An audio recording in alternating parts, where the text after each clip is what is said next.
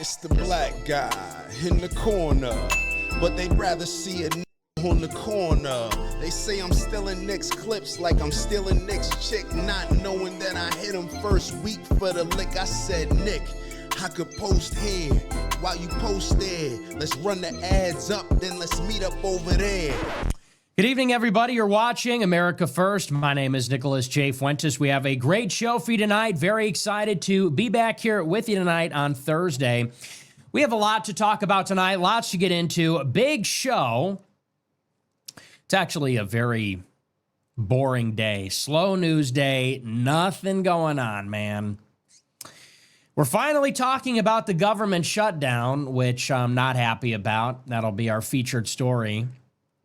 And we'll talk all about it, why it's happening and what is happening and all that. This is probably the most boring and stupid government shutdown I've ever seen in my life. It's not even about anything. This is like the peak of partisan political theater. They shut the government down for basically no reason. They say it's about these Obamacare subsidies. They say it's about Medicaid. That's not the real reason. It's political. And on the show, we usually don't talk too much about the Republican-Democrat partisan stuff. I basically see that as surface level. But this is about as hollow and empty and pointless as it gets. I mean, this is just the lamest thing that has happened so far this year. But that'll be our featured story. We'll talk all about it. Basically, the Democrats have shut down the government. We'll talk about the mechanism for this. It requires 60 votes, a supermajority in the Senate, to get this spending bill through at the end of the fiscal year, which happened a couple of days ago.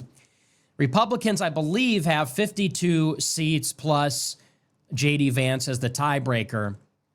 So they need 8 votes. 8 votes from the Democrats to get any kind of spending bill passed. And there's this really petty debate happening right now. They're trying to work out a compromise on health care, on some other things. And now there's a debate about whether they will keep the government open until the beginning of November or the end of November. There's a short-term stopgap measure that will get us through, I think it's 4 weeks into October, right, just before November, to meet a certain deadline for Obamacare. And the Republicans want a stopgap measure that goes until the end of November, because they say that is the amount of time it will take to work out a broader compromise. So this is where we are. Are we going to have a 4-week stopgap measure or a 6-week stopgap measure? And it all has to do with healthcare, and basically the whole thing is it's fake. But we'll talk about it anyway. We'll get into it.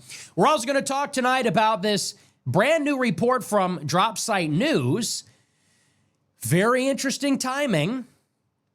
We have some hacked emails that go all the way back 10 years between the billionaire Larry Ellison, founder and CEO of Oracle, and the then senator from Florida, Marco Rubio. He's, of course, now the Secretary of State. And we've been talking a lot about Larry Ellison the past week. He hasn't really been on our radar for a long time.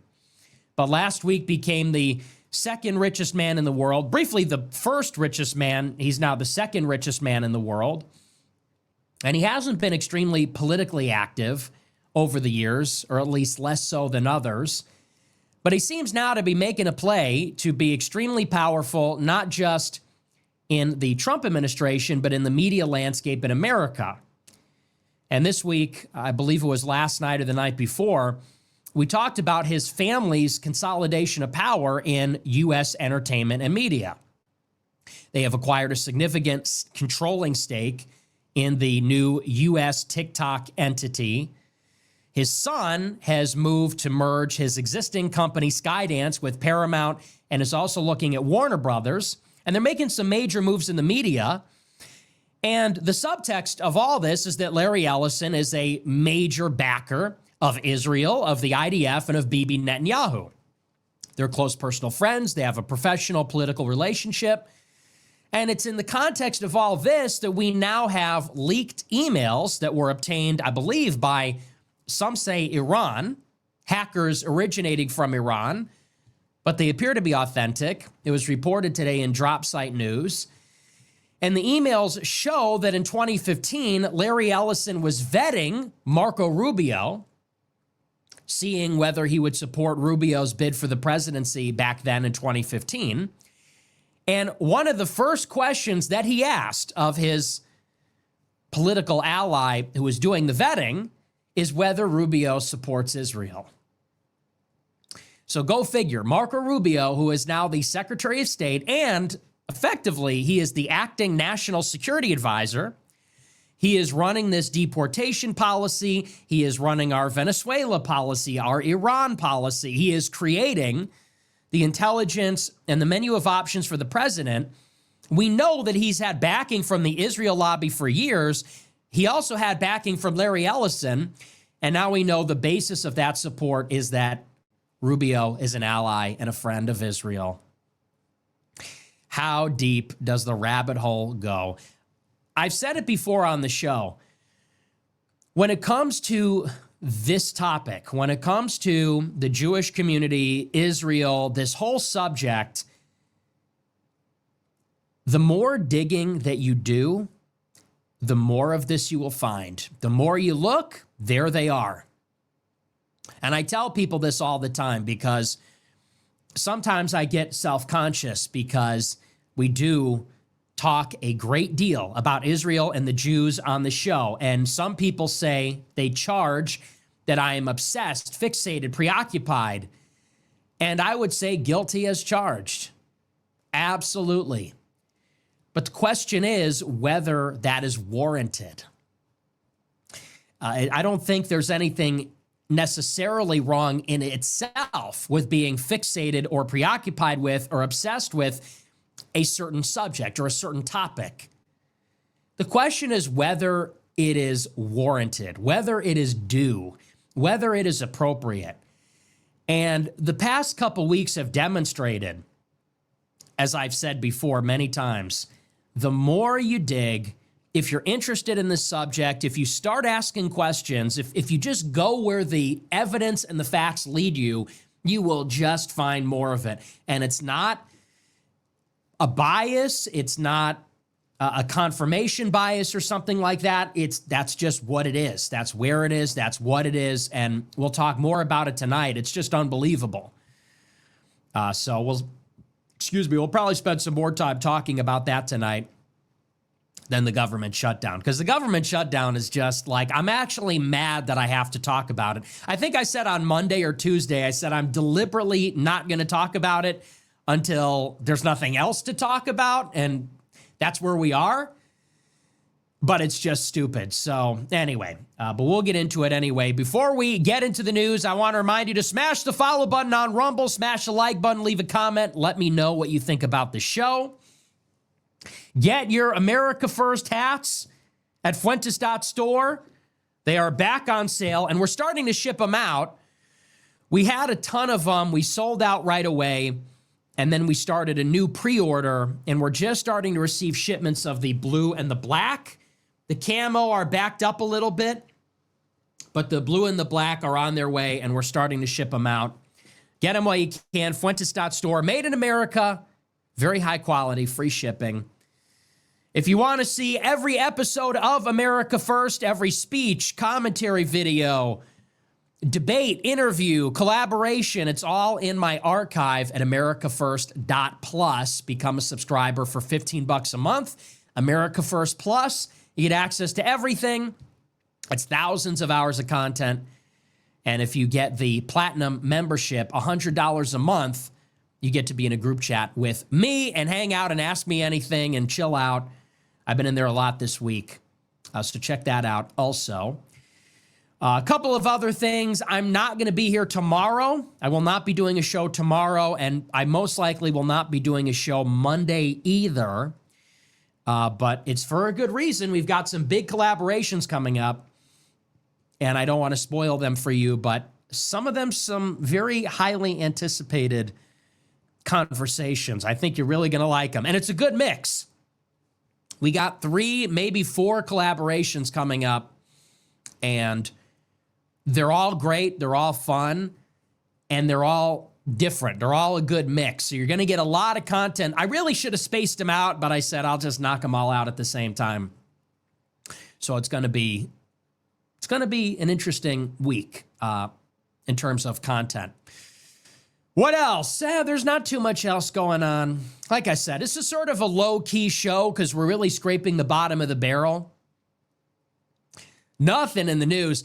The one thing I watched today is an interview in the New York Times between Hasan Piker and Ross Douthat, or Douthat. I don't know how to pronounce his last name. But he's like a big Catholic. He's been around forever. And I watched this interview, Hasan and New York Times, and this guy is just an idiot, man. And here's the thing. I don't care if somebody is right or left. If they're intelligent, if they have an interesting perspective, I watch and I listen because I'm always looking to learn. And you know me, I'm not really a partisan. Of course, I have very strong views and I'm very far on the right wing, but I'm very, I think, open-minded, and I'm always open to hearing a new perspective or new information. And I read the right and the left. I watch the right and the left. And almost all the time I don't agree with the left, but I do listen. And I watched this interview today, and it was just brutal. They're asking Hasan. So one of the questions, they finally get into it. And the interviewer says, so Hasan, what is your cause? What's your goal? And he goes, he says, I'm in favor of social democratic reforms. And the guy goes, what does that mean? And he says, well, I think that's far in the future, but we just need to make society more democratic and have people have more choice in the workplace and undo the systematic violence of capitalism. And it's like, what the fuck are you talking about? Like, what does that actually even mean? When they start getting into this Marxist language, you just got to say, time out, stop. What the fuck are you talking about? They say the imperialism and violence necessary to uphold the system, and we just want more equitable and better outcomes for people. And it's like, yeah, I think everybody wants everybody to be happy. And in the end, finally, they cut to the chase, and he goes, we need free healthcare and free education. And I just can't stand the left anymore. I mean, don't get me wrong. On this show, we've really been focused on these other dimensions of the political conversation. We're talking about billionaires. We're talking about the oligarchs and how the political process actually seems to work. And that has made me a skeptic of the Republican Party, too, a deep skeptic of the GOP and the entire constellation of conservative Republican institutions, the media, the think tanks, the nonprofits, all of it. With that being said, the left is still retarded, and it still is just all about, when I see Hasan Piker, when I see Zohran Mamdani screaming at Tom Homan about the First Amendment and the stupid shit that they're pushing in New York, it's like it makes me want to become a Republican hack. Do you ever get that feeling? It's like you spend enough time watching Republicans and you say, maybe I'm a communist. Maybe I am a national Bolshevik, and these guys are owned by Israel. They're owned by the rich. They hate their own constituency. They're just as bad as the left. Then you spend any amount of time watching these progressive cocksuckers on the left, and you're like, damn, I am signing up with Raytheon. I am signing up with the oil and gas industry. I'm signing up with Netanyahu. We got to destroy the left, man. I'm signing up with Stephen Miller.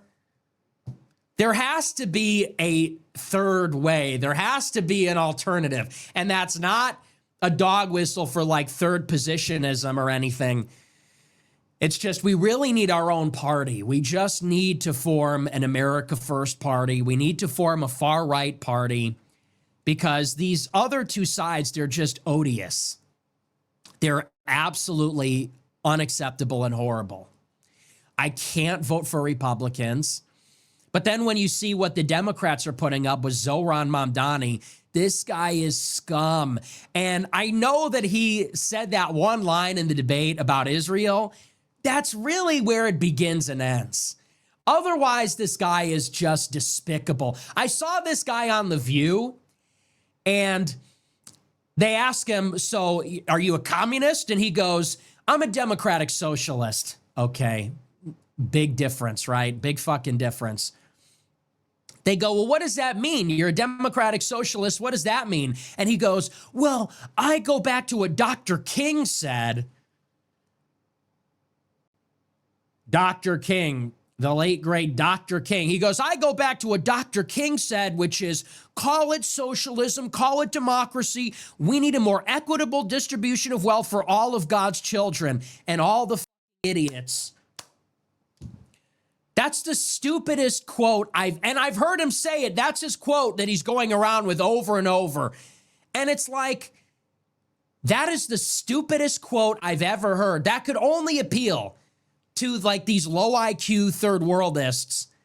Just because you said, call it whatever you want in God's children, they're still talking about eating the rich. Don't you?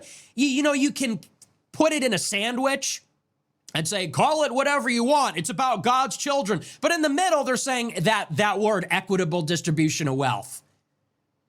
Take from the rich, give to the poor.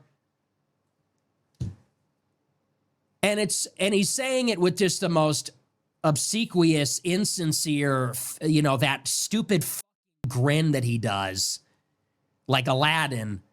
That stupid, he looks like the machine in that Tom Hanks movie, Big. What's the machine? I think it almost sounds like Zohran, right? What is the name of that machine in that movie? So it's like, we can't let them win either. Okay. We cannot let Hasan and Zohran win either. You have to understand. And I'm sorry, I disagree with Dan Bilzerian when he says, it's not about right and left. The Jews are it's like, dude, no, the left is the problem too. And I'm sorry, I will just be the first one to say, you will not find me standing shoulder to shoulder with these fucking communists and these third worldist scum. They hate us. They hate us. Yes, I know. The Jews hate the Goyim too. Absolutely. Stephen Miller hates us. The Jews hate us. They hate us too. Did you see what Ilhan Omar said? She said, if you think the country's white, you're repulsive. It's like, bitch, you're fucking repulsive. You married your brother. You have a disgusting accent. And I know she said it's all about the Benjamins. Look, just because they say the right thing about Israel, they're saying it for the wrong reason. And that can't be ignored. And they hate us too. If white Christians got up and said, we are freeing ourselves from Israel, we're going to put America first, make America great, you know what these progressive brown groids would say? They would say, well, you're just implementing Zionism, but for white people. It's like, yeah, we kind of are, Yeah, we kind of are. Like, yeah, just because we don't want Israel shooting people in the back of the head doesn't mean that we want to have America be filled up with immigrants. Like, I don't know what one has to do with the other, actually. I'm against genocide. I'm also against immigration. We're being genocided in America. So, and I don't even watch the left all that much, but every time I do, over the past week, it's been like a competition for them trying to alienate and turn off any potential right-left alliance on this issue, because they're just despicable. Zohran, Hasan, Ilhan, you can keep them. They could go back to the Middle East too. Here's my program for America. One's in the chat if you agree. We're going to take all these Shapiros, the Weinsteins, the Epsteins, and we're going to take the Zohrans, the Hasans, and the Ilhans. We're going to get them all together. We're going to put them on a ship, and we're going to send them back to the Middle East. Send them back to the desert. You can have them. Okay? Let's build the fleet. Let's build the ark. Let's build a rocket ship or a spaceship. Let's get all the towel heads on one side. We'll get all the tiny hats on the other. We're going to put them on a big luxury cruise ship or a giant Boeing 737 MAX, and we can send them all right back to the Middle East. And we'll be all day long. They'll be going to Iraq. They'll be going to Israel. They'll be going to Turkey. They can all go back. Let's just bring them all back. Thank you. It was a good time. We had a great time together, but I think it's time for you to leave. We should have, you know who should be running New York? The Irish, the Italians, the English, the Germans, the Dutch. That's who should be running New York. Not Jews, not Muslims, not Chinese people, not Hispanics. It should be whites. I want New York to be white. I want LA to be white. Miami can be Hispanic. We'll give you Miami. Miami can be Hispanic. It's like a Caribbean nation at that point, you know? And the blacks can have Atlanta, okay? The blacks can have Atlanta. The Hispanics can have Miami. But we want LA. We want New York. We want Chicago. The communists can have Portland. Just build a fucking fence around it. The communists can have Portland. It's lost. We want Seattle back also. Because it's like we just, you know, on the right you have Shapiro, on the left you have Zohran. It's like, where's Washington? Like, I don't want Steens, Bergs, and Witzes. I don't want Ali's, Muhammad's, and Hassan's. I want John's, George's, James. This is what I want. This is who built America. Where are the French? Where are the English? Where are the Germans? Where are the Italians? So, you know, if you got funny headgear, get the fuck out. Towel, tiny hat, dot, turban. Get them out. Dodgers, baseball cap. That's a joke. We love Hispanics, but yeah, these other people, I can't do it. No more magic carpet rides, no more dreidels. This is fucking America. Whatever happened to America, huh? Like, that is what we need to push back on. This Charlie Kirk thing has sort of renewed my vigor. It's like, but no communists. Okay, we are against Israel, but no communists, please.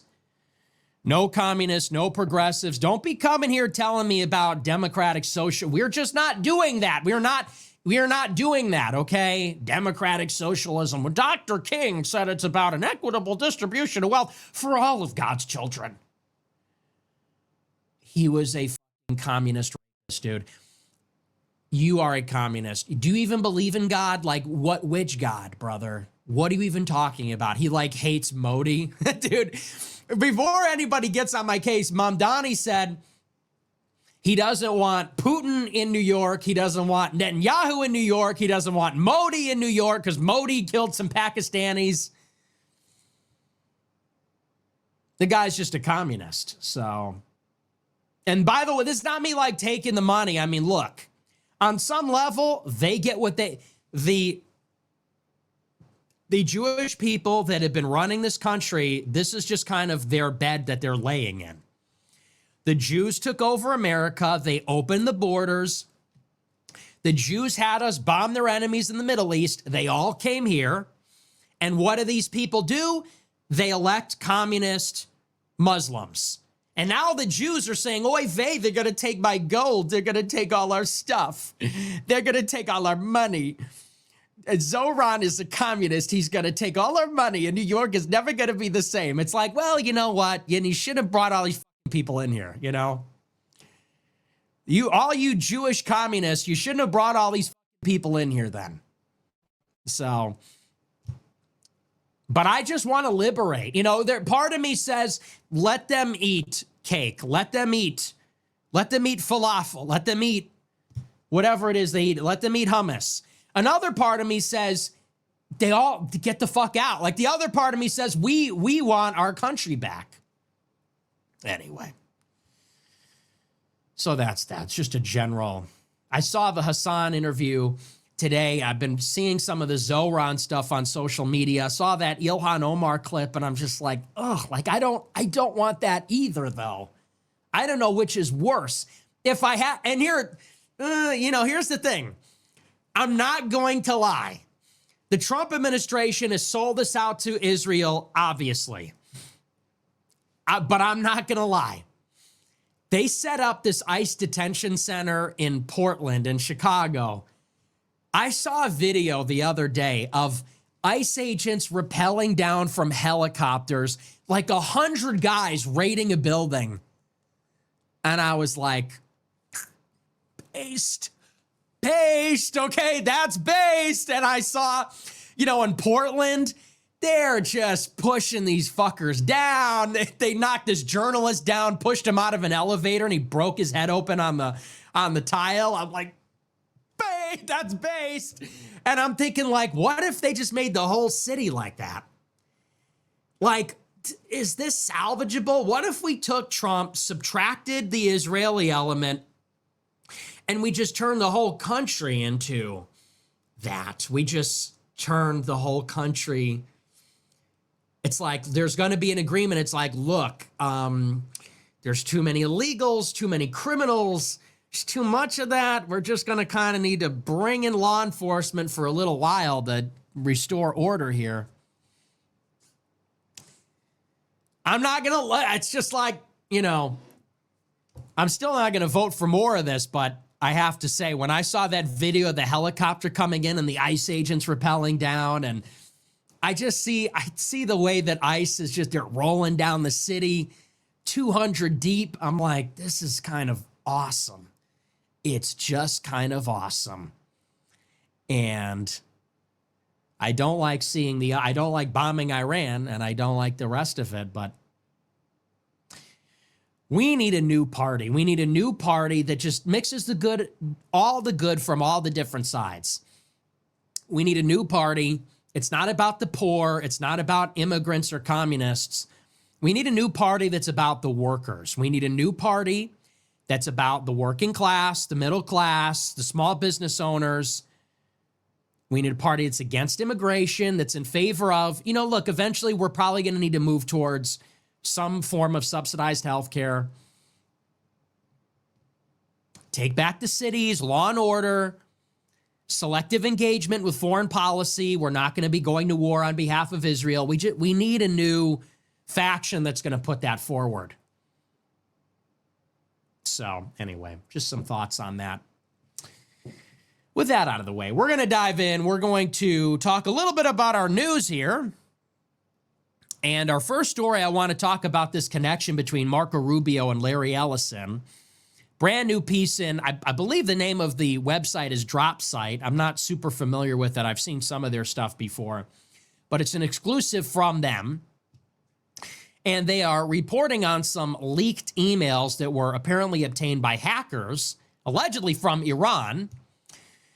And these are a set of email correspondences between Larry Ellison, the founder and CEO of Oracle, the Silicon Valley data hosting tech giant, and the then senator from Florida, Marco Rubio, who was running for president in 2015. And before we get into this story, we'll just give you a little recap why this is significant.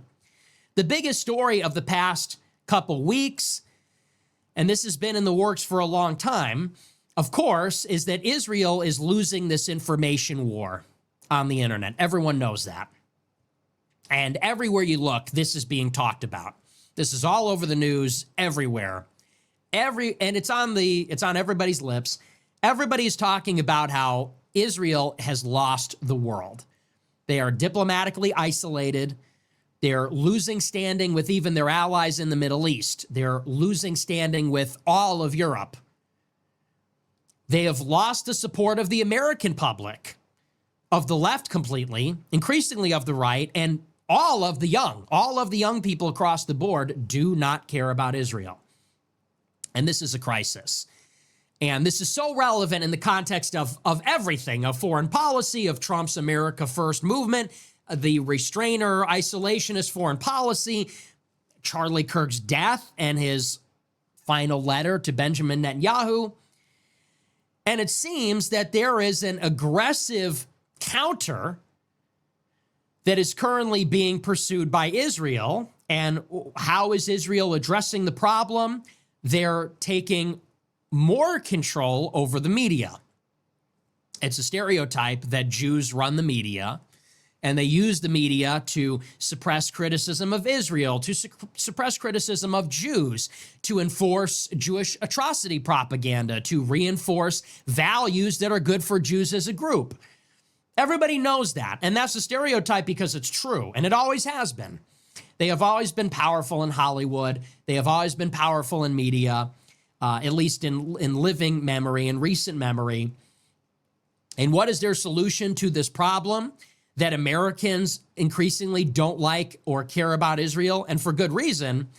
It is to increase their market share. It is to expand their control over American media, the creation of it, the distribution of it, to suppress these opinions and speech that they don't like with censorship, by flooding the zone with propaganda. They're hiring lobbyists and public relations firms, and you name it. They're flooding the zone with propaganda, suppressing the things they don't like to try to regain control over the narrative and of people's minds. And one of the figures that is leading the charge on this is Larry Ellison. Larry Ellison is one of the richest men in the world, net worth that is in the hundreds of billions of dollars. He owns the Silicon Valley big tech company Oracle, which does data hosting for all of the biggest companies, and they're one of the biggest providers of that service. Larry Ellison is a Jew. He's a secular Jew. He is a Jew that does not believe in religious Judaism. He's only Jewish ethnically. He was given up as a foster child. I believe he was raised by relatives, actually. He was adopted by a Jewish family in the south side of Chicago and did not have any Jewish religious beliefs and did not meet his birth mother until he was in his middle age. And yet his Jewish identity is incredibly powerful for him regardless. He's extremely pro-Israel. He's given tens of millions of dollars to the IDF, and he's a personal friend of Benjamin Netanyahu. As far as we know, this is the extent of their relationship. Larry Ellison offered Benjamin Netanyahu a position on the board of his company. Larry Ellison invited the Netanyahu family to vacation on his private island in Hawaii, where he personally hosted them. Larry Ellison tried to help Netanyahu out of a couple of legal and political problems. Netanyahu asked Ellison if he could buy a rival media publication in Israel that was criticizing Netanyahu. Netanyahu asked Ellison to intervene on his behalf to secure high-quality legal representation. Larry Ellison called up the Hollywood producer Arnon Milchan and asked him to fire his attorney, who's an Israeli Jew, so that Netanyahu could hire him. So these guys are like this. Larry Ellison is being questioned in Israel in connection with Netanyahu's many corruption cases because they have such a close working relationship. So Ellison is a Jew. He's a secular Jew, but he's deeply in love with Israel and has a very close personal relationship and professional relationship with Israel's prime minister. And he is one of the most powerful men in the world. He's not only one of the richest men in the world, but he owns one of the most important companies in the world. Understand, not all companies are created equal. He doesn't just have a massive personal fortune, it's in tech. And in particular, he is involved in the data. Everybody's data. Oracle is one of the biggest companies that hosts data. So this has national security implications, implications about privacy and surveillance, implications about national defense. And he's a loyalist to Israel's prime minister.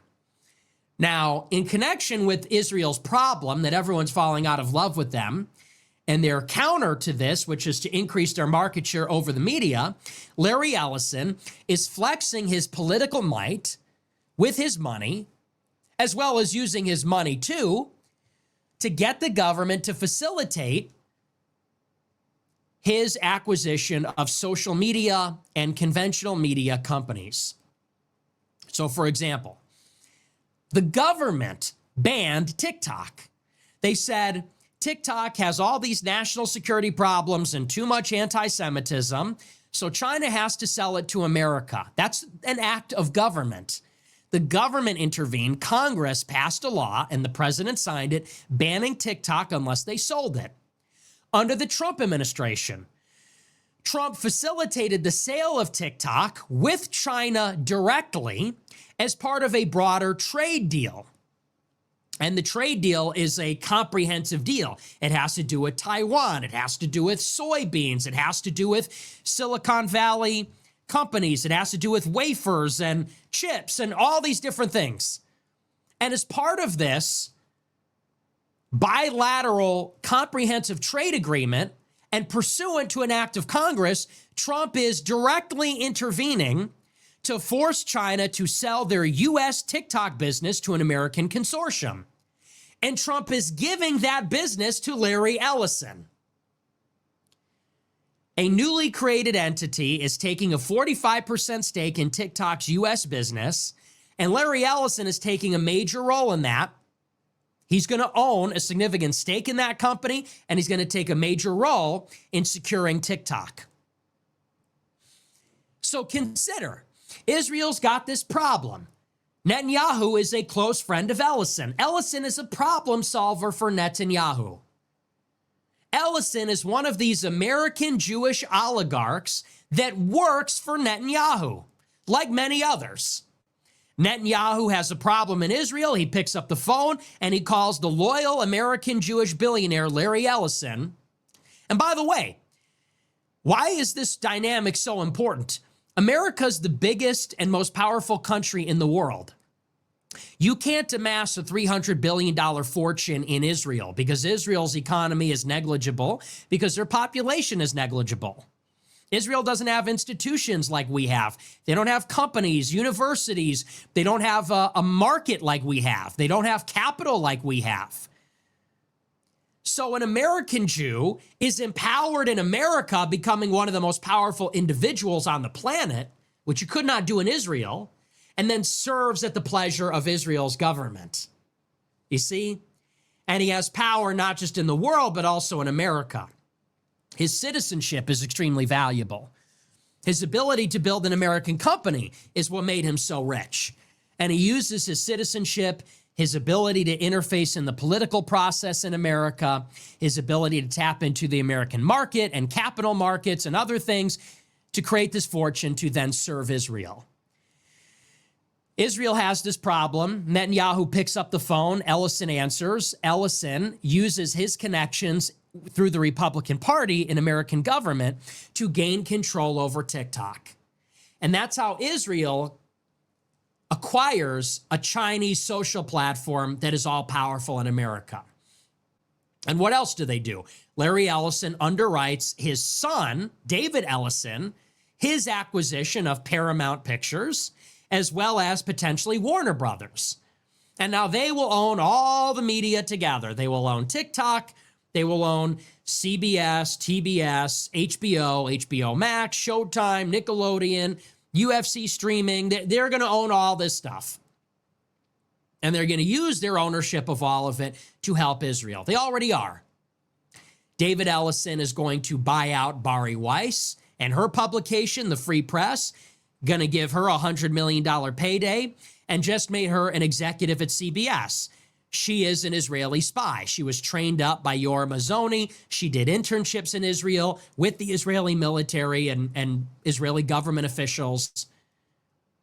She was mentored by Jews like Bret Stephens in America, Yoram Hazony in Israel. She is an Israeli spy. And she's going to run CBS.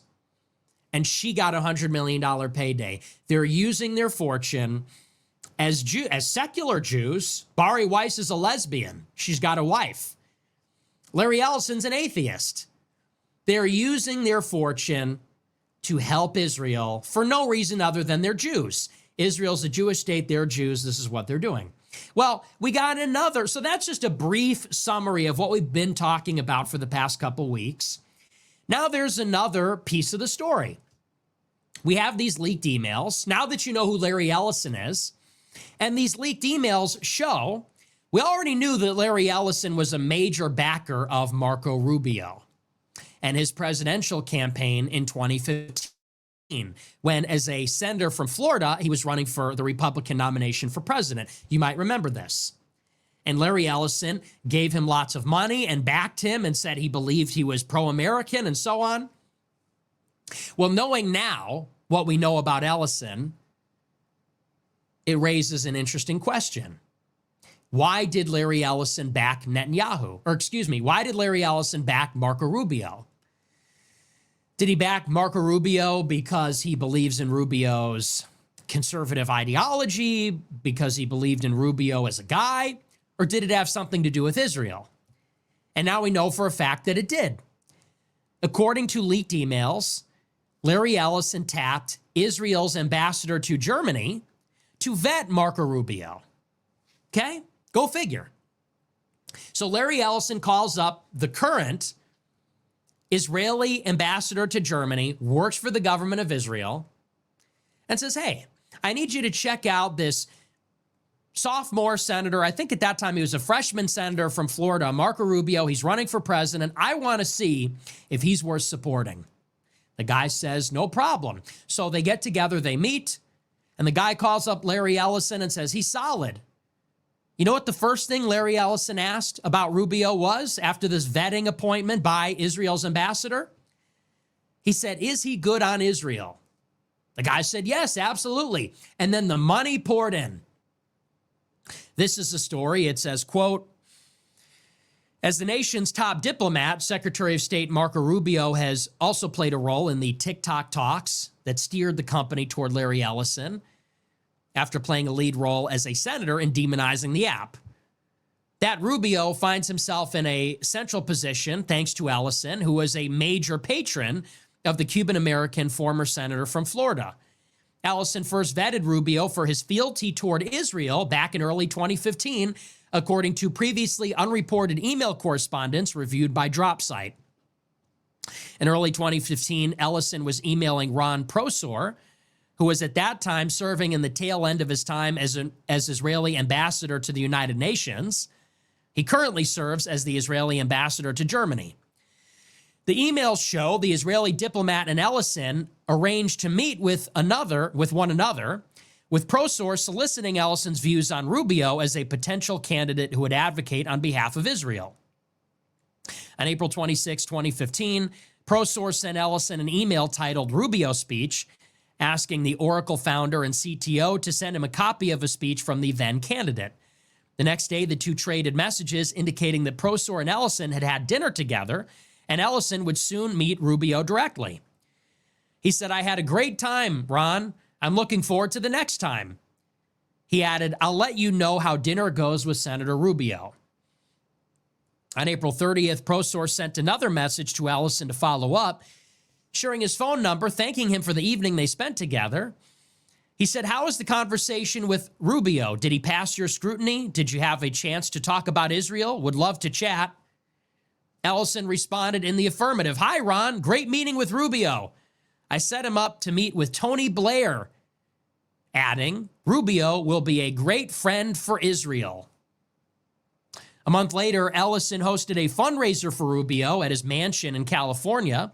That would be only the beginning of a broader range of support that the tech billionaire would offer in bolstering Rubio's campaign. Over the course of that primary, Ellison plowed $5 million into the Conservative Solutions Super PAC, which supported Rubio, who, as Ellison privately hoped, advocated vocally for Israel throughout the course of his presidential bid and beyond. Okay? That's how our system works. Now, people say that we're fixated on Israel, obsessed with Israel, preoccupied with Israel. I would argue that it's the most powerful people in America that are preoccupied. I'm a live streamer. Larry Ellison runs Oracle and is the second richest man in the world. He now owns TikTok. His son owns all the media.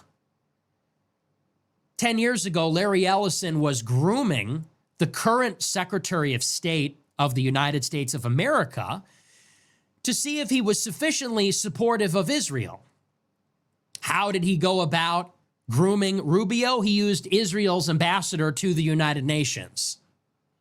And once he verified that Rubio would be good for Israel, and once he set him up with Tony Blair, who we'll talk about in a minute, he then gave Rubio $5 million. And he and the Israel lobby have backed Rubio ever since. Now Marco Rubio is the Secretary of State.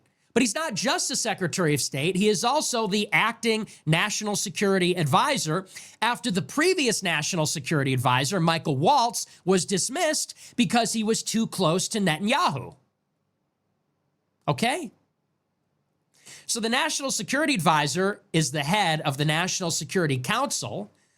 They integrate the information from the Department of War, from the Department of State, from the National Intelligence Directorate, and they brief the president on national security and give him options for how the military should move. Rubio now runs that council as well as the State Department.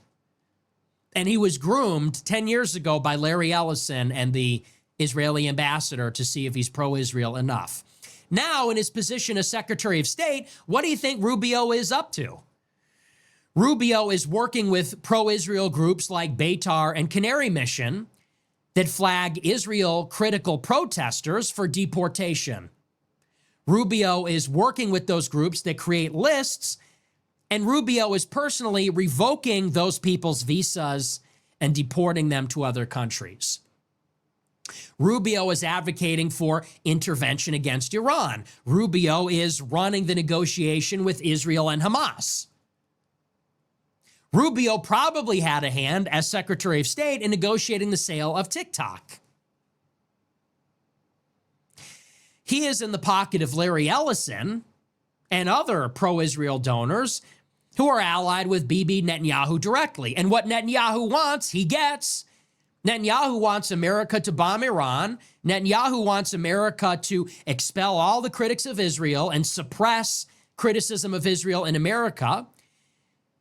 And he wants pro-Israel forces to control our social platforms and our media ecosystem. Well, check, check, check. Ellison and Rubio have secured all of those objectives. What you might have missed is that in those emails, Larry Ellison said, I'm going to introduce Rubio to the former British Prime Minister, Tony Blair. Where has that name come up recently in the news? If you've never heard of Tony Blair. When President Trump and Netanyahu presented their 20-point plan for peace in Gaza on Monday, they said that Gaza would be governed by a technocratic council where Donald Trump would be the chair, and the only other individual named who would be on that council was Tony Blair. Donald Trump and Tony Blair are going to run Gaza. According to the peace plan created by Trump, his son-in-law Jared Kushner, and Marco Rubio, the Secretary of State. This is the same guy that Larry Ellison introduced Rubio to 10 years ago. But it gets better. Larry Ellison gave the Tony Blair Foundation $350 million.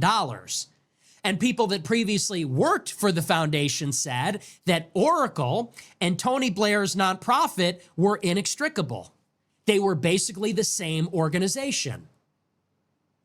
The article goes on. It says Ellison has given or pledged more than $350 million to Blair's world-changing project, making him the largest donor and helping it to expand around the globe, according to a new investigation by the New Statesman and Lighthouse Reports.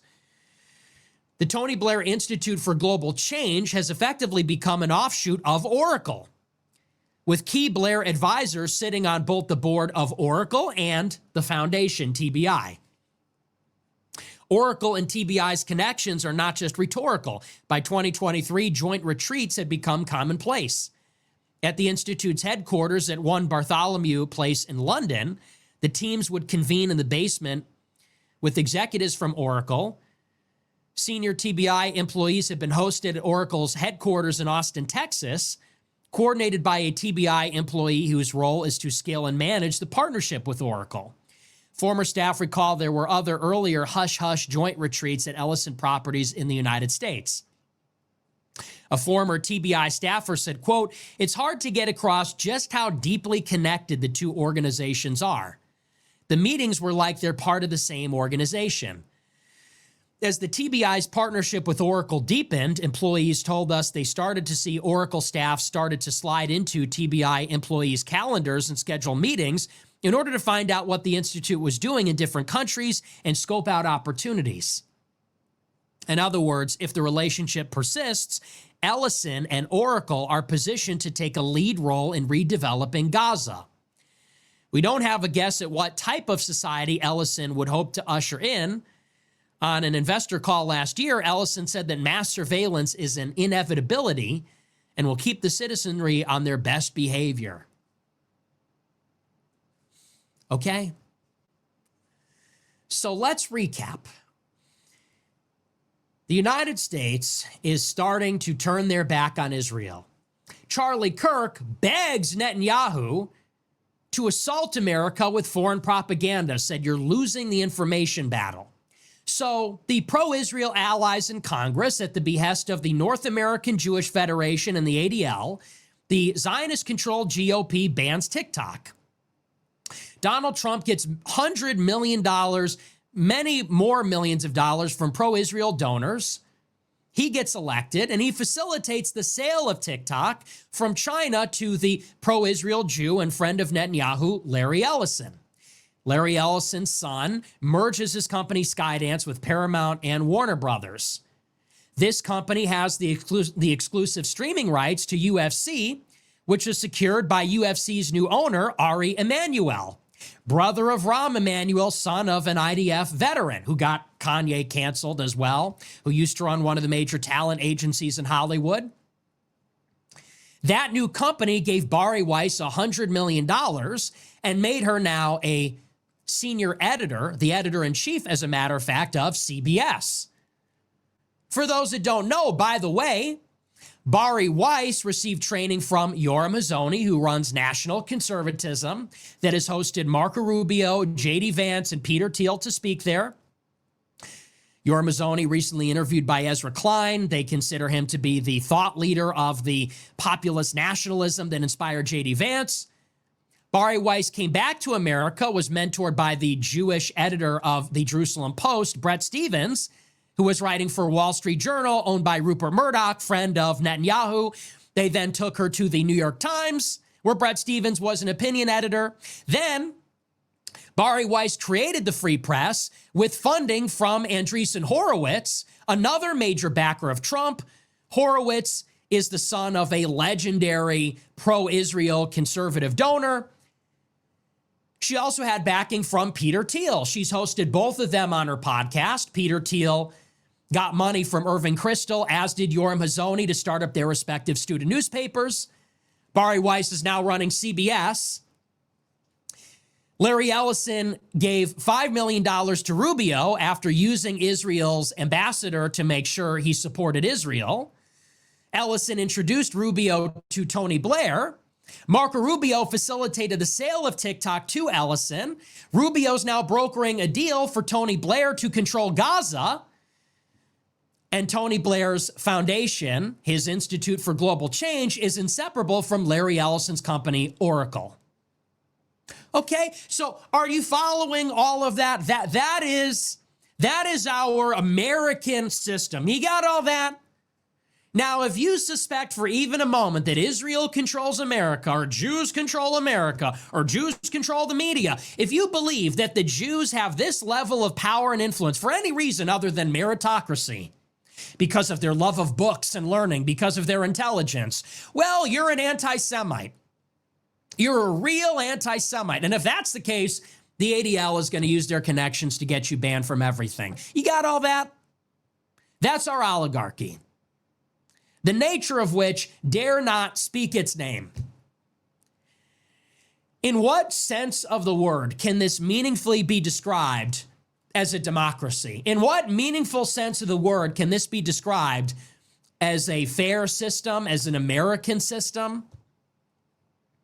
This is an oligarchy. It's not about voting. It's not even about government. It is about the complex, interdependent network of academia, media, finance, Silicon Valley, and government, where the Jewish nation, their intelligence operatives, their loyalists, their spies, their billionaires have infiltrated and operate across all domains, across all borders, and they work together for the benefit of their collective interest. They work together for the collective interest of that Jewish nation, which includes Israel, but also includes the Jewish diaspora community in Europe, the United States, and elsewhere. That's the real system. And it transcends the party lines, it transcends the borders, it transcends the public-private sector divide. It reaches across all domains. And this is where you start to connect the dots. All these Jewish people that are vastly overrepresented in each of these institutions, the 5 out of 8 Ivy League presidents who are Jewish, the biggest donors, individual donors in the last cycle for both major parties that are Jewish, Miriam Ellison, Michael Bloomberg, just to name a couple, of which there are many. The Jews in the hedge fund industry, guys like Bill Ackman. In BlackRock, Larry Fink. In Silicon Valley, it's Sequoia, it's Andreessen Horowitz, it's Peter Thiel, it's Alex Karp. This is who is running our system. And it's just factual. We just laid that. Those are all those connections. And at the minimum, you would say this should not be allowed in our society, that this is cheating the system. We have an open society. Immigrants come here. They become citizens. All different religions, nationalities, ethnicities come here, and they're considered American. They all have the same rights. We pride ourselves on being tolerant, on looking past those racial, ethnic, and religious differences. But this is with the understanding, the basis of that social contract is that we are supposed to see each other as all part of the same America. That we're all supposed to see each other as American based on our creedal identity. And we're supposed to treat each other as citizens of America as equals. But there is one group that is not playing by those rules. There's one group that does not really see themselves as American and doesn't see everybody else as the same as themselves. They see themselves as Jews first and foremost, and they take advantage of our system. They take advantage of our citizenship. They take advantage of our openness, of our tolerance. They take advantage of the lack of quotas, legal restrictions, social stigma, discrimination, and prejudice. They take advantage of all of those things to pose as Americans the same as us when privately they maintain another loyalty that has nothing to do with religion, that has nothing to do with even an affiliation with a foreign state, but has to do with their ethnicity because they're Jewish. They take advantage of our vast wealth, our vast population, territory, resources, our legal structure, our national defense, our capital markets. They take advantage of all of this. They cut through our system like a hot knife through butter. Without the restrictions, they rise through the ranks, helping each other reciprocally all the way.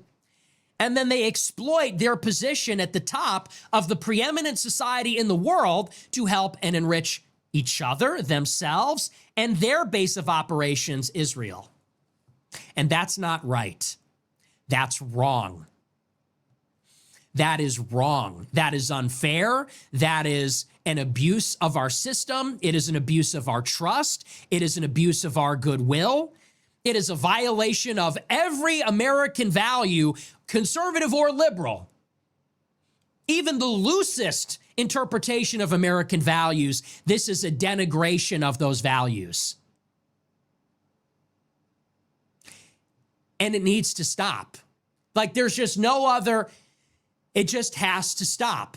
You people need to play by the same rules as everybody else, or you need to get out.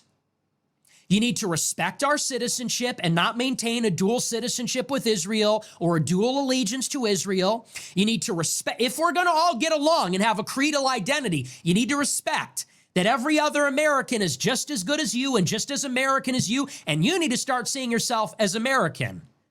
If you want to take advantage of American government, American public services, American schools, American healthcare, American markets, American consumers and investors, you need to start seeing yourself as American. You need to start affording Americans the same respect, the same tolerance that they have afforded you. Otherwise, you need to get the fuck out of our country. It's un-American. This Jewish dual loyalty, this Jewish thing, it's un-American. By every metric, it's un-Christian, it's unfair, it's not right, it's un-American. And a serious country would rise up and say, you need to get out. And they say, without us, who would host your data? We'll find somebody.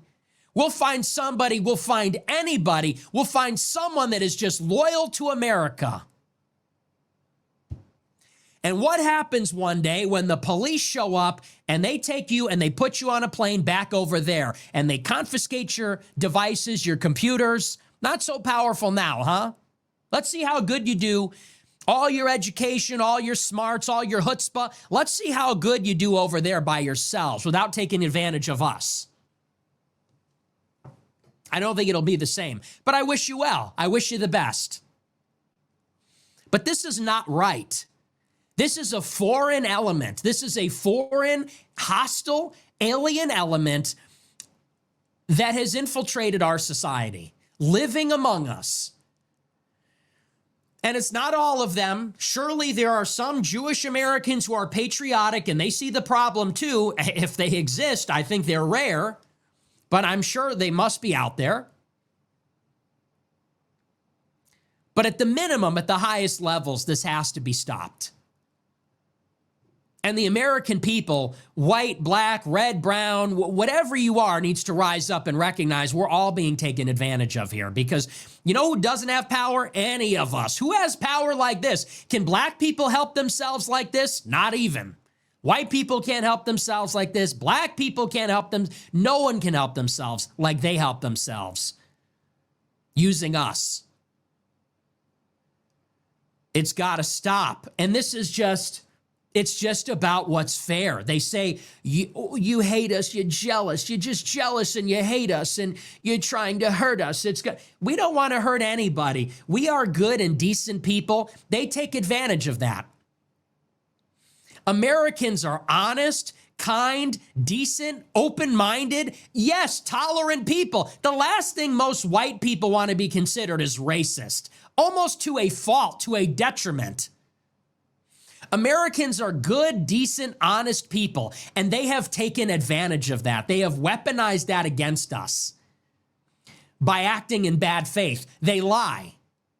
They say, oy vey, so you hate us. And we say, no, no. And they don't mean that. They say that. They say that to disarm us so that we tolerate the abuse. They weaponize our goodwill, our honesty, our good faith, our sense of propriety and guilt and shame and fairness. They use the good things about us to hurt us, to take from us, to abuse our system for their benefit. We have to stop being stupid. We have to stop being... Do you think Israel would put up with that?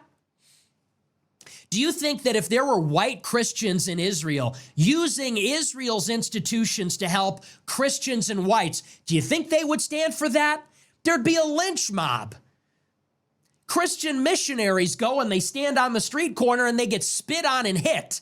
You think that Israel would tolerate Christian whites at the head of their society, running their institutions, their most critical infrastructure? and they don't know if they could trust him or not, they would have those people lynched. There'd be lynch mobs outside. They would deport those people. They'd kill those people because they're serious, because they're intense. They're serious about their survival, about their security. They're selfish in a way that we are not. They're cynical and cunning in a way that we are not. We tolerate it like we're idiots. We call it anti-Semitism if you have a problem with it. This is about what's fair. This is about what's proper. This is about what is owed, what is right, what we allegedly all agreed upon. These Jewish communists come here and they say, America's for everybody. America's for everybody. If you're not okay with that, you're a racist. You need to get comfortable opening up your borders and all this kind of stuff. And then they get together amongst themselves as a race and they say, oh, all right, huddle everybody. What's good for us? How can we use our power to benefit ourselves? Okay, so I guess that's not good enough for us, but it's good enough for you. It isn't right.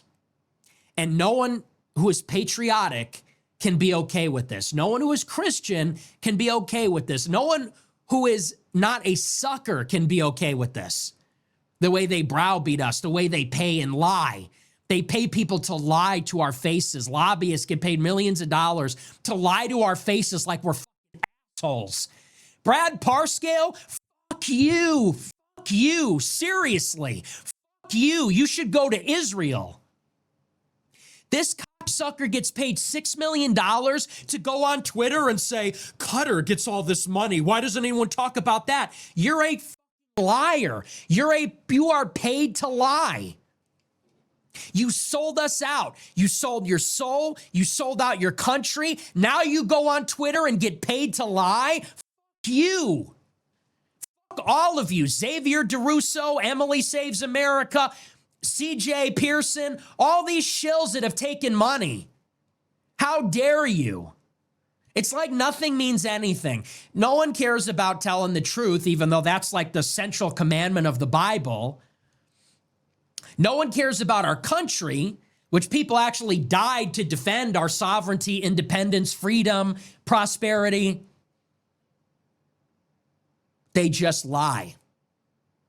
And the lies got to stop. No more cap. In Jesus' name, no more cap, please. No more lies. No more gaslighting. And what's worse is the smugness, the flippant, glib, arrogant, contemptuous smugness of fucking all these people. Bari Weiss, go home. Go back. Yoram Mazzoni gets on a show. These Nick Fuentes types, get the fuck out of here.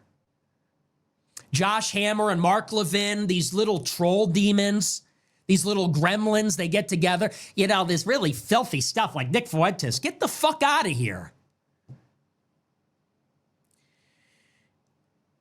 Our patience has its limits. Didn't start this way. Nobody started. I didn't start this way. Nobody started this way. But they have pushed too much. You're too greedy. You pushed way too far. You took it too far again. You had a good thing going, actually. Wouldn't you say? Jews have a pretty good thing going in America. But there's no give.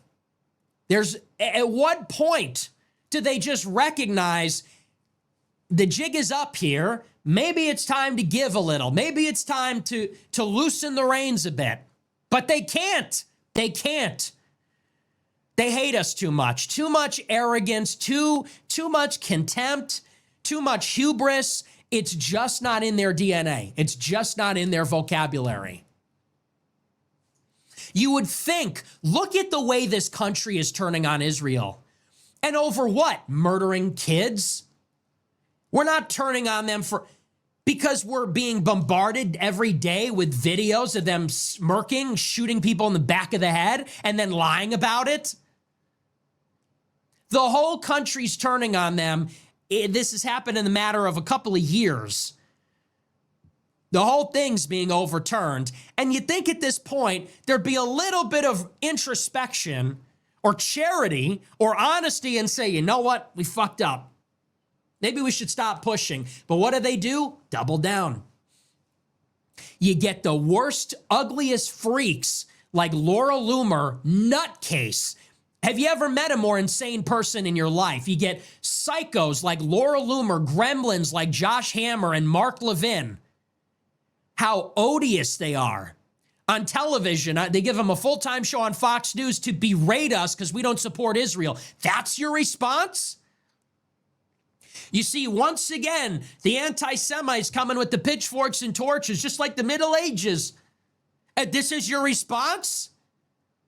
More militancy? More hostility? Oh, get a fucking clue. Get a clue. You think I'm bad? I'm your moderate option. I'm actually Catholic. I still believe in God. I still believe we should treat these people with dignity and respect, even as they're stabbing us in the back. Maybe as we deport them, maybe as we charge them for treason. I still believe they should be treated with dignity and respect, at least not, the ones that aren't lying to our faces this way. They need to stop. This is a plea. This is a plea from a Christian who doesn't want to see anybody, who doesn't want to see conflict, who doesn't want to see bloodshed, who doesn't want to see harm or cruelty. This is a plea. You need to stop. Because where this is going, if they win, we're enslaved. And, just wait and see the bag of tricks they open up for America if we ever decide to go against them. If it goes the other way, God help everybody. But there, it just has to stop. We can't take it anymore. You see where this is going. It doesn't go to a good place. It's going to a dark place. And look, we're being forced. We're being forced along. We're being pushed to a very dark place in America, and I don't like it. But it's because these people, they're just taking advantage. They're getting caught with their hand in the cookie jar, and they don't know when to quit. Everywhere you look, you see, it's like we cannot have our dignity as a people, our sovereignty, our independence. We cannot be humiliated ritualistically and insulted and deprived of what is due to us in our own country in this way forever. It just can't go on like that. These things that are being, Larry Ellison, Tony Blair, Rubio, Mike Waltz, Bari Weiss, Yoram Mazzoni. It's like you people got to pack it up, man. Let it go. Because if you don't let it go, it's not going to go well. So, and that's not a threat. That's me saying this is a pressure cooker situation. And on some level, maybe they underestimate the gravity of that. That's not a threat. That's not me trying to sound tough and threatening. That's me saying this is a pressure cooker, and this is the time to take a step back on their part. This is not the time to double down and put Laura Loomer and Mark Levin in front of everybody's faces, wagging their fingers at us, telling us that we're anti-Semites and that's backfiring. That's not working. So I see this stuff and I lose my mind. I absolutely lose my mind, and you're not allowed to talk about it still. They're trying to distract us with this government shutdown. Who cares about the government shutdown, honestly? What is even this government shutdown about? Can anybody tell me? It's about Obamacare or something. It's about inflation. Healthcare is going to become more expensive. How is that even possible? Everything's too expensive. What are you talking about? That's all theater. That doesn't matter. Look at the real things that are happening. They're setting up for another war in Iran. They're getting ready to genocide Gaza, and our imprimatur is all over that. They're going to give it to Larry Ellison. The Jews are taking over the media and the Ivy Leagues all over again. You have to take a Israel brainwashing class to get into Northwestern. They're imposing the same conditions on the other Ivy Leagues. Here's my plea.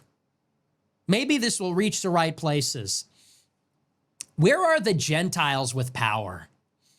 Thank you, Tucker. I don't agree with him on everything, but at least he's putting this out there. Where are the Gentiles with power? Elon Musk, Palmer Luckey, Trump, Vance, any of these guys, any of these Gentiles, Pete Hegseth. Where are the Gentiles with power? Where are the Christians, Gentiles with power? Where are you? Please fight for our country. We don't have the power. We're the little people down here. Help us or help our country. Do something here. Maybe we don't always understand how you're operating, but do something. There's nothing. People are always asking me, what can I do? What can we do? What do you think you even can do? Look at our system. It's not like in the old days where you can literally get up on a physical box and yell at everybody and make a pamphlet and people get the pitchforks. It doesn't work that way anymore. They control the internet. They control the TV. They control everything that you see. They control the government. So people with their meager income, their pittance of a savings, their other obligations, they've got a job, etc. They're out there and anywhere other than where it matters. San Francisco, D.C., Cambridge, New York. People are saying, what can I do? Can I give you $5? Can we put up a flyer? It's like, God bless these people, but we need the God-appointed leaders of our country to help turn this around. Or we have to become them. The leaders, that is. But, for God and country, we have to defeat this foreign entity. For our God, Jesus Christ, not just God the Father, but for our triune God, God the Father, the Son, and the Holy Spirit of the gospel, of the cross, for our God, for our country, the real America, we have to defeat this foreign entity. What else matters? For our God, for our country, for our race, for Rome, for Europe, for everything that we love, everything that we hold dear, all of it, our whole story. That's what we have to fight for. Forget about, they say radical left, this and that. It's about our heritage from Greece, from Rome, the Franks, the British, the Spanish, the French, the Germans, the Dutch, the Portuguese, the Russians for that matter, for the church, for God, for America, for the United States of America. That's what it has to be for. Anyway, so that's that. But I want to move on. We're going to take a look at our super chats. We're not going to get into screw the government shutdown. I'm not talking about that. Waste of time. We'll just change the name of the show. We'll take a look. We'll see what you guys have to say. That's my little show for you tonight. We're not talking about waste of time, government shutdown. Let me get set up here. Let's take a look. Hopefully it'll be over by the time I get back. I don't want to talk about that.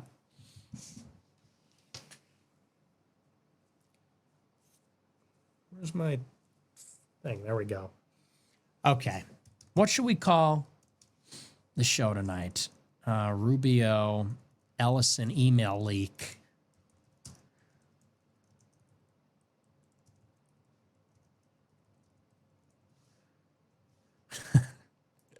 We're just going all out tonight. All right, let's take a look at our super chats. Let's see what we got here. All right, so we're going to get right to it. So as Nick said, this is one of those shows where not too much is going on, but I did find it interesting looking at Nick's X post and just being reminded by why so many people are scared for us to tap into Nick. You got guys like Josh Hammer, who's arguing for, in my opinion, a genocide happening in Palestine. But he's the same type of person that says after Charlie Kirk passed away, I think he said that his rabbi reached out to him and was concerned. One of the first things that he brought up is what happens with the followers of Nick Fuentes now that Charlie Kirk's not here. Like, what makes these people have this elitist mindset or have this racist mindset to where you think that Nick Fuentes is causing more destruction than the genocide that you're committing?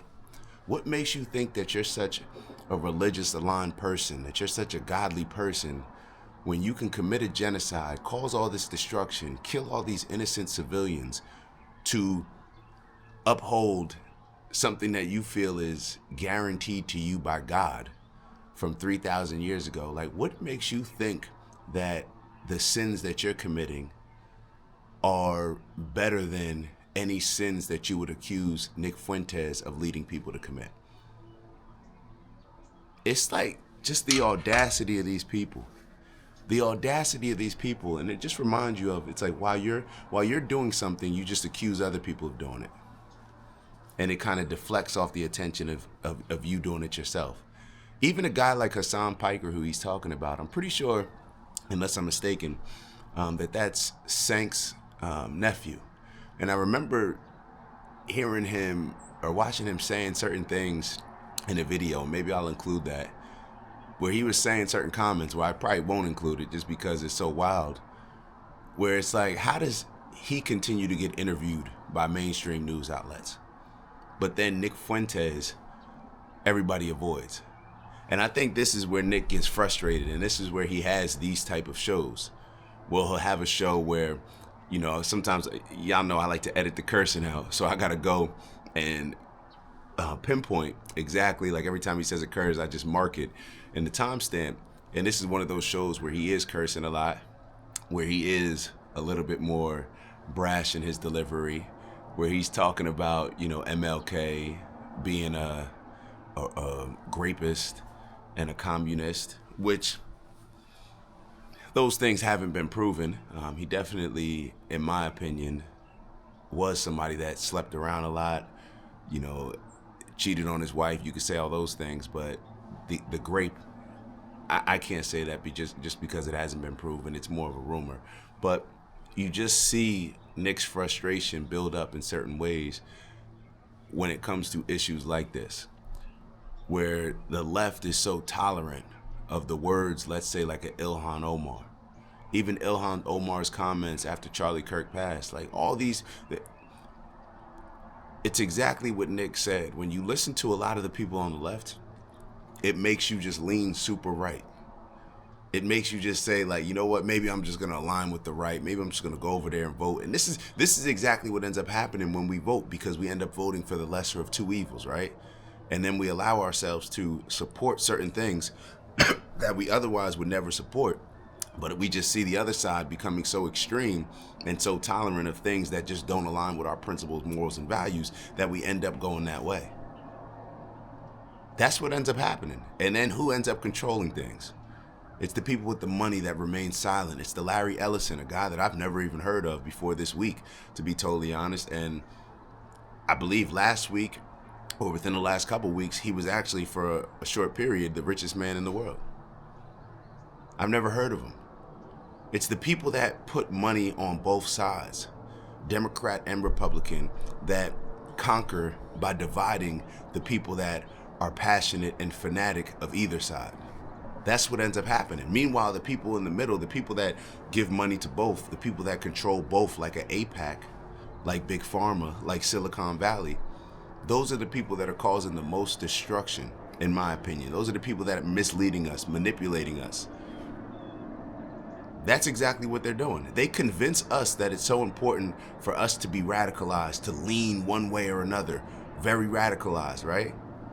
Be passionate, be a fanatic of the Democrats, be a fanatic of the Republicans, be a fanatic of this Republican politician, be a fanatic of this Democratic politician, when their greatest strategy, and they get the most out of these politicians, and they're not even fanatic about either. Perhaps that's how they keep their leverage.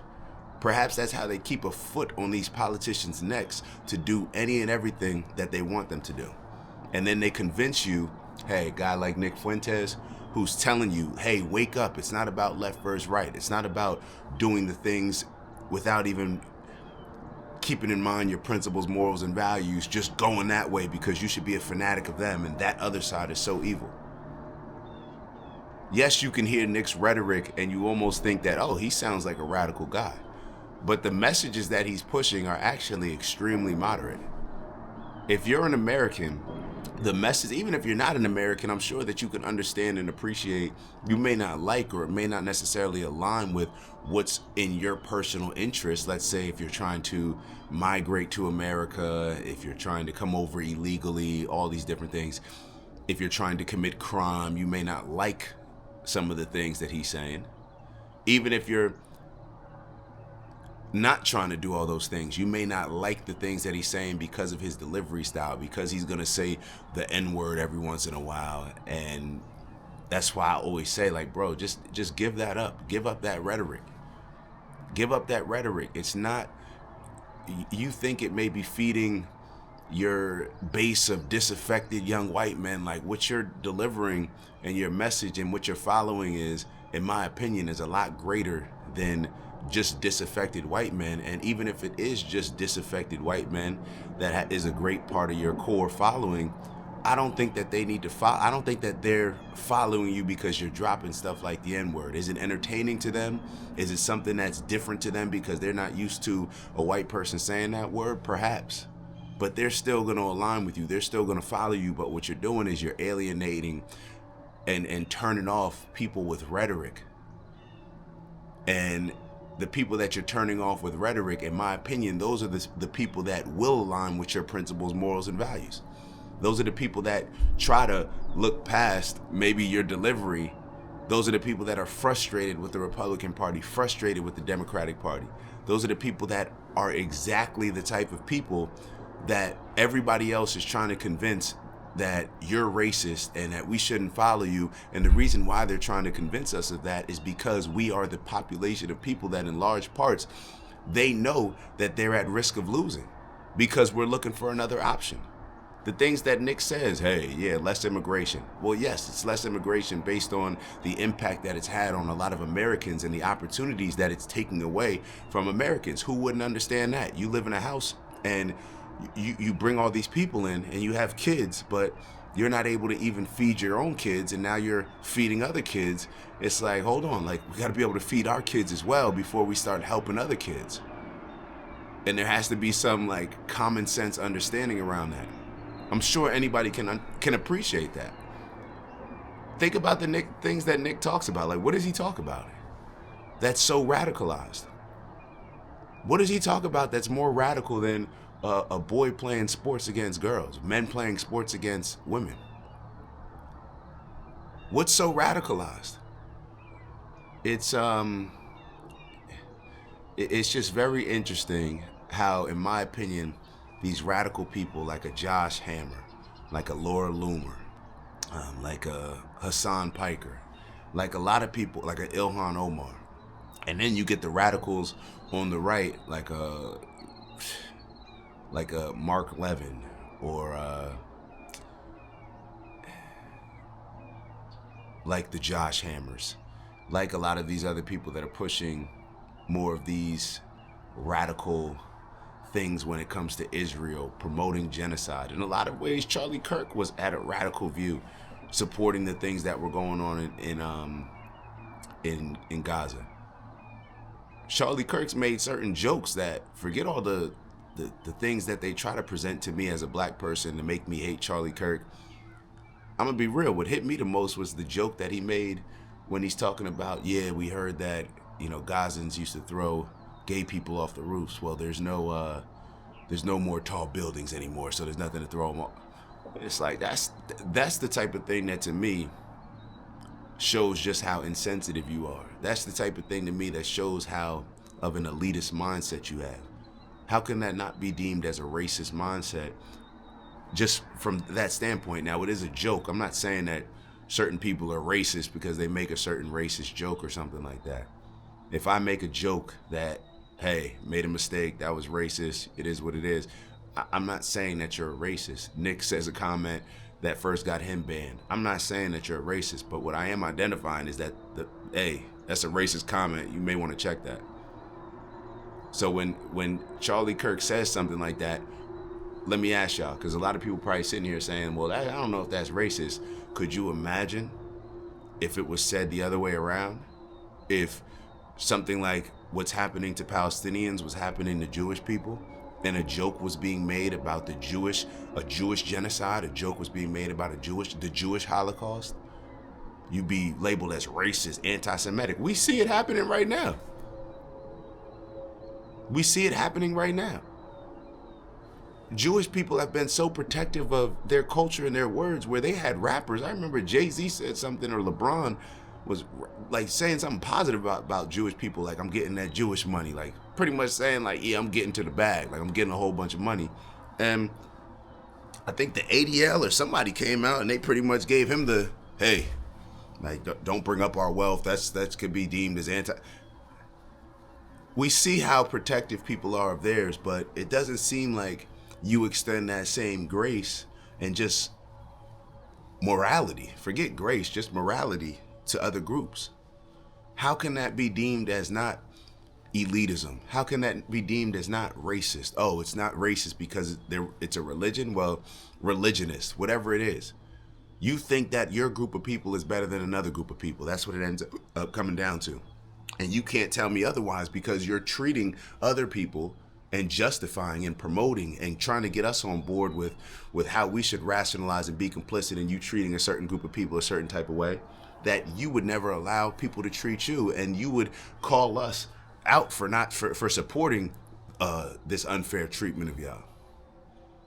So you just notice these things. I was getting ready to say, I just don't understand. I do understand. People look out for theirs. People are trying to protect theirs by any means. People rarely step away from seeing things through their selfish lens and their selfish perspective. And that's how they see the world. People will do anything and everything to protect their group of people. And they think that because they're using that word protection, that they can justify committing whatever horrible, evil acts, destruction on another group of people. And when it comes to Jewish people, like, this stuff is coming out more and more.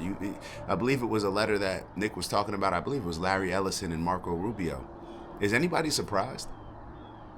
Is anybody surprised that a politician who's getting ready to run for president, run for anything significant in this country, that the people that use their money, just like Netanyahu said, you could fight, you could use financially, you got to fight.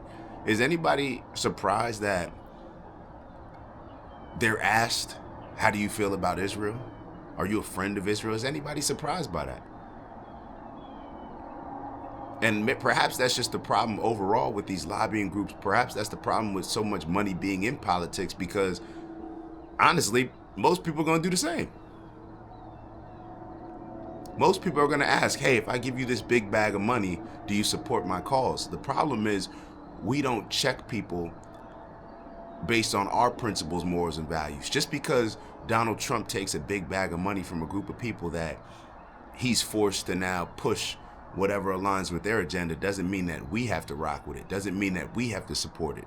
And it's the same thing with other politicians as well. That doesn't mean that we have to do it. They only take that big bag of money because they think that whatever they have to push, like Donald Trump in his mind, he thinks right now that he can push anything and people are still going to support him. People are still going to rock with him. That's on us. We do not have to continue supporting these people. Let's show them that taking that big bag of money, that may be a detriment. We see you taking a big bag of money, we're going elsewhere. You get the money, you're not getting the votes. Because we see what happens with these things. When we can trace back and follow the money to where, oh, this person's getting this amount of money from this person. Well, what is that person who's giving the money support? Oh, they support that? We're not rocking with it. So these are the things that come up in my mind when I'm hearing Nick talking, especially on this episode. And I think that there is a shift, and it's clearly people are getting very scared of Nick. People are getting scared of Nick. And my ask of Nick would simply be to just keep it practical, keep it logical. Don't allow your frustrations to have you responding in an emotional way. And I think that you will become more and more powerful. You will become, let me not even say that. Forget you becoming more and more powerful. Your principles, your morals, the things that you're pushing a common sense approach to politics, I think that'll get more and more powerful. And you'll empower a whole lot of people to step away from this two-party system thinking and to move more with a logical approach to what's best for the greater good, and not getting radicalized and ultimately divided and conquered, and doing what's best for these elitists, these racists, these religionists, whatever you want to call them. So I got to run. As you can see, we're in a little bit of a different spot. We're down in Virginia at Hampton Sydney. We're doing a very cool program for them, helping them, the student athletes and the students as well, teaching them through the lessons that I learned through pursuing a career in the NFL, and how they can apply a lot of those lessons to life, because it's the pursuit that we learn a lot of these lessons. It's the experiences that we learn a lot of these lessons from. So maybe I'll share a video with y'all, giving y'all a little bit of more info on that as well. But let me run. Appreciate y'all. Love y'all. As always, like, subscribe, turn your notifications on, and make sure that you leave a comment. Let me know where I may be wrong, where I may be off a little bit, where I have some blind spots. Always looking to grow. Appreciate y'all. See y'all soon. It's the black guy in the corner, but they'd rather see a on the corner. They say I'm stealing Nick's clips like I'm stealing Nick's chick, not knowing that I hit him first week for the lick. I said, Nick, I could post here while you post there. Let's run the ads up, then let's meet up over there.